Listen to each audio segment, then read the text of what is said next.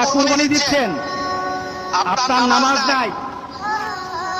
উলামায়ে কেরাম কিন্তু বলেছেন, যাদের সাথে নামাজ নাই, নামাজি ব্যক্তির জন্য তাদের সাথে কুরবানি না দেয়। কারণ বেনামাজির কুরবানি হবে না। আপনি 7 নাম দিলেন, 6 জন মানুষ নামাজ পড়ে, একটা মানুষ নামাজ পড়ে না। বিপদ কিন্তু হয়ে গেছে। কারণ 6 ব্যক্তির অংশটা কিন্তু আরেকজনের সাথে সংযুক্ত হয়ে আছে। ওই ব্যক্তির বেনামাজি হওয়ার কারণে উলামায়ে কেরামের মতামত, সব উলামায়ে কেরামের মতামত, নামাজ যার থাকে না কুরবানি তার হয় না। সুতরাং আমরা আজকে সিদ্ধান্ত নেব, ইনশাআল্লাহ নামাজ ছাড়বো না। রাজি আছি সবাই? কি ছাড়বো না বলেন?